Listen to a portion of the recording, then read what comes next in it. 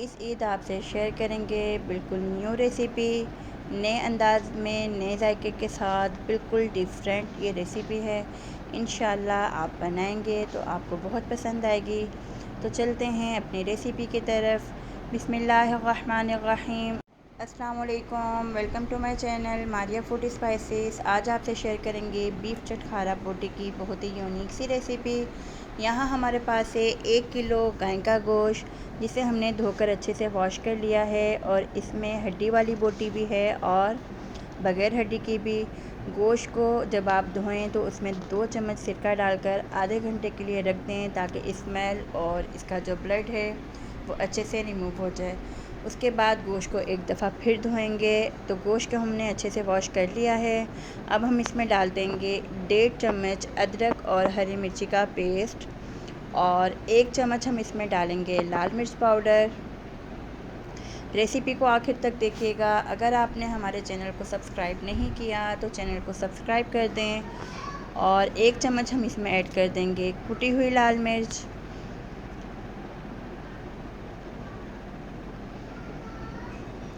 और ये हमारे पास है आधा चम्मच नमक। स्पाइसेस आप कम या ज़्यादा कर सकते हैं। हम थोड़ा सा करारा चटखारा खाते हैं, तो इसलिए मैंने लाल मिर्च का इस्तेमाल थोड़ा सा ज़्यादा किया है। और ये हमारे पास है साबुत ज़ीरा और सूखा धनिया। इसको आप हल्का सा क्रश भी कर सकते हैं। और ये हमारे पास है 1.5 चम्मच चाट मसाला। आप किसी भी कंपनी का ले सकते हैं और खुला भी यूज़ कर सकते हैं। बहुत ही चटखारेदार आज हम बनाएंगे बीफ बोटी। और ये हमारे पास है आधा चम्मच लहसुन पाउडर, 2 चम्मच हम इसमें ऐड कर देंगे सिरका। और ये हमारे पास है 1/4 चम्मच फूड कलर यानी कि ज़र्दा रंग। तमाम चीज़ों को हम अच्छे से मैश कर लेंगे। तो ये देखिए जी, तमाम चीज़ों को हमने मिक्स कर लिया है। अब हम इसके ऊपर डाल देंगे 2 चम्मच दही, और एक बार दोबारा इसे मैश कर लेंगे। चलें जी, अब चलते हैं अपने अगले स्टेप की तरफ। यहाँ हमारे पास है एक प्रेशर। इसमें हम डाल देंगे तकरीबन आधा कप कुकिंग ऑयल।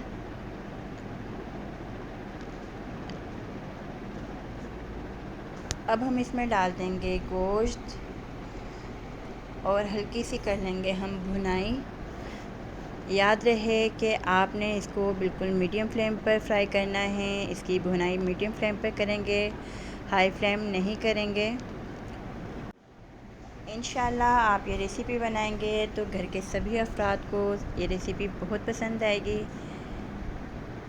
तो ये देखिए जी, हल्की फुल्की हमने गोश्त की भुनाई कर दी है बिल्कुल मीडियम फ्लेम पर। अब हम इसमें डाल देंगे तकरीबन 1.5 कप पानी।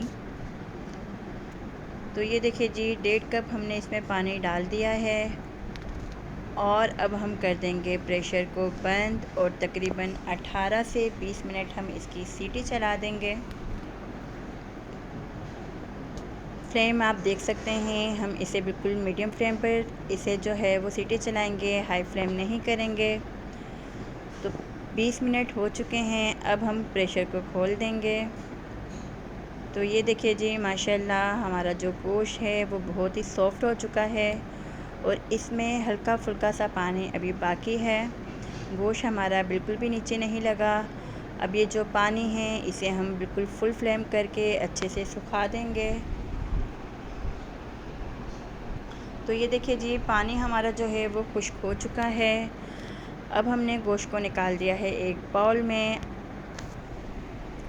तो ये देखिए जी, कितनी शानदार इसकी बोटी बिल्कुल अच्छे से गल चुकी है। अच्छा जी, यहाँ हमारे पास है 1 चम्मच कॉर्नफ्लोर। आप मैदे का भी इस्तेमाल कर सकते हैं।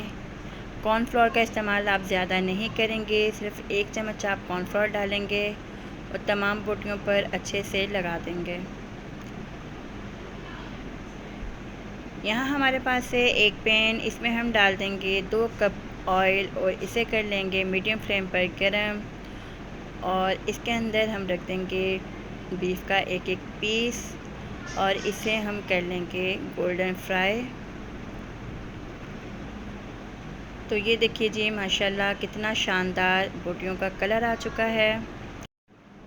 ये गोश्त का बिल्कुल रियल कलर है। मैंने अक्सर जो हैं वो वीडियो देखी हैं, उसमें वो कैमरे का कमाल होता है, बहुत ही गोश्त का बहुत ही स्पेशल कलर वो देते हैं, तो वो बिल्कुल फेक है। और इसके ऊपर हम हल्का सा डाल देंगे तिल, ताकि गोश्त के ऊपर बोटियों के ऊपर हल्की सी खूबसूरती आ जाए। और साथ हम इसके ऊपर डाल देंगे हल्का सा चाट मसाला, इमली की चटनी और केचप के साथ आप इसको सर्व करेंगे तो कमाल का इसका जायका है। इंशाल्लाह आपको, आपके घर वालों को ये रेसिपी बेहद पसंद आएगी। उम्मीद है कि आपको हमारी ये रेसिपी बहुत अच्छी लगी होगी। तो अब हम इसे आपको तोड़ के दिखाते हैं। तो ये देखिए, ये बहुत ही सॉफ्ट और जूसी बनकर रेडी हुए हैं।